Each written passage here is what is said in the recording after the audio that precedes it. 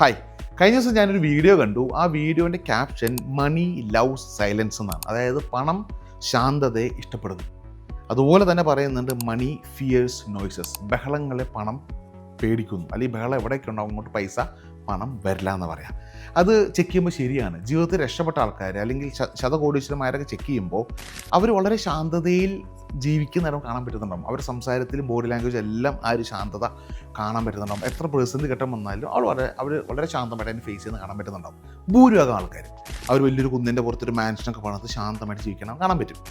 അതേസമയം ജീവിതത്തിൽ സ്ട്രഗിൾ ചെയ്യുന്ന ആൾക്കാർ, അത് ജോലിയിലായിക്കോട്ടെ, ബിസിനസ്സിലായിക്കോട്ടെ, അല്ലെങ്കിൽ ഏത് മേഖലയിലായിക്കോട്ടെ, സ്ട്രഗിൾ ചെയ്യുന്ന ആൾക്കാർ ചെക്ക് അറിയാൻ പറ്റും. അവരെന്നും ബഹളങ്ങളിൽ ജീവിക്കുന്ന ആൾക്കാരാണ്. എന്നും അവരുടെ വീട്ടിൽ ബഹളങ്ങളാണ്, ശണ്ടയാണ്, വഴക്കാണ്. അവരുടെ സൗഹൃദങ്ങൾ പോലും അടിപിടി വഴക്കുകളൊക്കെ ഉള്ള സൗഹൃദങ്ങൾ പോലും. അപ്പോൾ നമ്മൾ ഒരു കാര്യം തിരുത്തേണ്ടത്, നമ്മുടെ ജീവിതത്തിൽ മാറ്റം വരണം, സാമ്പത്തികമായിട്ട് ഉയരണം എന്ന് ആഗ്രഹിക്കുന്ന ഒരു വ്യക്തി ഇതേ ചുറ്റുപാട് നിൽക്കുന്നുണ്ടെങ്കിൽ അവൻ എത്രമാത്രം പണിയെടുത്താലും എത്ര വർക്ക് ചെയ്താലും അവനിലേക്ക് പൈസ വരില്ല. അവൻ ചെയ്യേണ്ട കാര്യം ആ അറ്റ്മോസ്ഫിയറിൽ നിന്ന് മാറാന്നുള്ളതാണ്. നിങ്ങൾ ചെക്ക് ചെയ്യുക, നിങ്ങൾ ചുറ്റോട് അങ്ങനെയാണോ, എന്ന് വഴക്കും ബഹളക്കുള്ള വീടും ചുറ്റോടൊക്കെയാണോ എങ്കിൽ അങ്ങോട്ട് അവിടെ നിന്ന് മാറാൻ ശ്രമിക്കുക. ഇല്ലെങ്കിൽ അവിടെ ശാന്തത കൊണ്ടുവരാൻ നോക്കുക. എങ്കിൽ മാത്രമേ പൈസ നമ്മളിലേക്ക് വരുള്ളൂ. മനസ്സിൽ വയ്ക്കുക, മണി ലവ്സ് സൈലൻസ്. വീണ്ടും കാണാം.